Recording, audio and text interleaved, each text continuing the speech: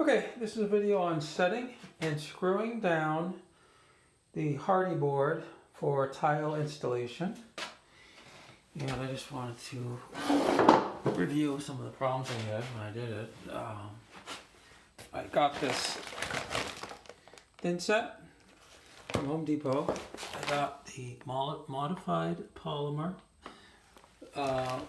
because the normal thin set is only for a concrete application. For a wooden application, polymer is required. I mixed it in that bucket.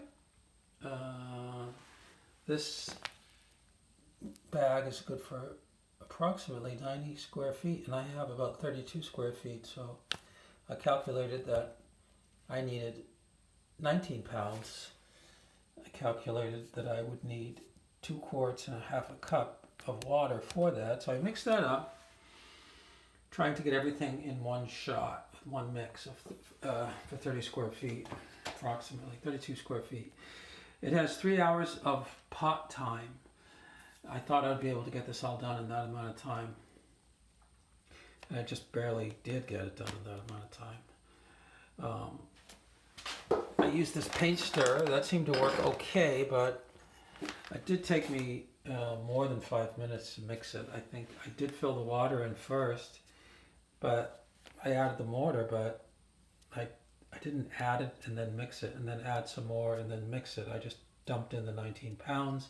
It took me probably more like 10 minutes to get it thoroughly dissolved. Maybe because my stirrer was not perfect. I broke my stirrer. I stepped on it when it was on the deck. So that might have taken longer. I spent almost about 10 minutes mixing it, and then you're supposed to wait 5 to 10 minutes for it to slake, so I waited about 7 minutes. And then the stuff seemed ready to go. I used this trowel. It only cost me about $4. I used the V-notch for spreading, and I used the notch side for, the final, for setting the board. I did the edges first, then I spread it until I got the surface, then I went back and I notched it at the corners, and then after I did each board I screwed it down.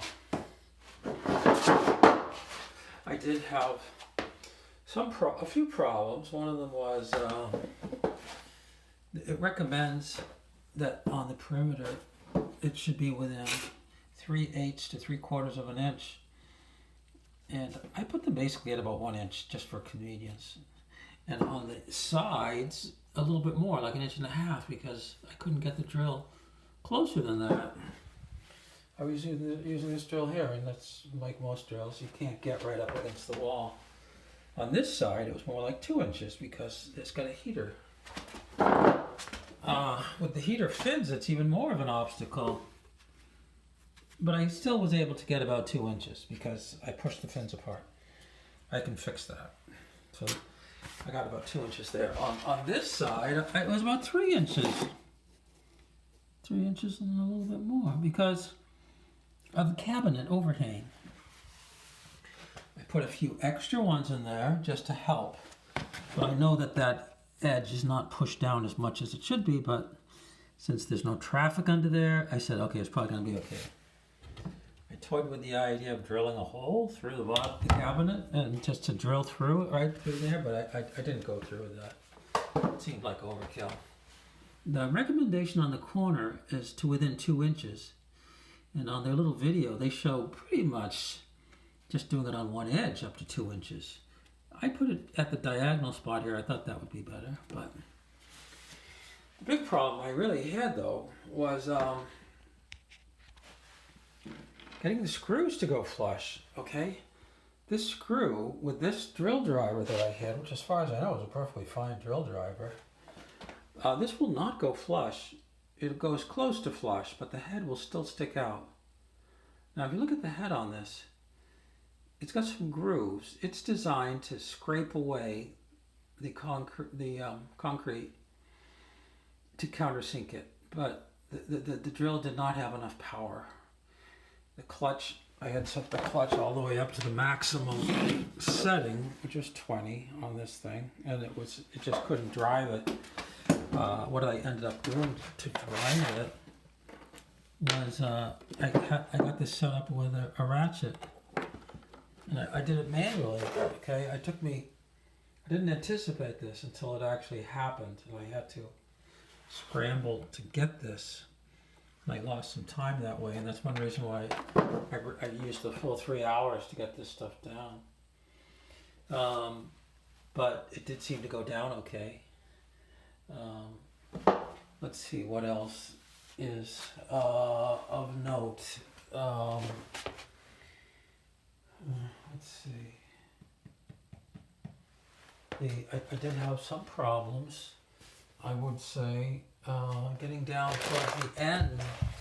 According to my layout, I wanted everything to be rectangular, and I ran into this little problem because I did have about a 2-inch wide thing, and as I was going to screw that down, because of the narrowness, it just cracked. And then after that happened, I was much more careful that I wouldn't crack it again. And I tried to repair that section. What I did was I would drill the screw in until it went most of the way. Then I would actually back it out. And then I would, with a little pick or something, I would just blow out all of the concrete which was settled in that hole, and I would just do that back and forth a few times, taking it out, and that essentially countersinks this without having a buildup of all the dust in the hole, which creates more pressure. And then doing that and also setting it manually, I was able to get some screws in next to where the broken one was, and that's just the best I could do. On the other side, I didn't break it because I had already broken it on the other side, so I was more careful on that side. So that's how that went. Let's see. I think pretty much that's all I have to report. It seemed to go okay. The other thing I can report is that originally, based on the video, I had spaced these out at 8 inches. According to those black dots, and then I ended up with a short section at the end. But what I did was I simply respaced them to be more uniform, just based on the idea that I would get a better final result by having them spread uniformly in both directions. Not by no means perfect, actually. It's just roughly slightly better. So overall, everything seemed to go okay. It just was a lot of work. It took 3 hours for 30 square feet. So that's all for this video.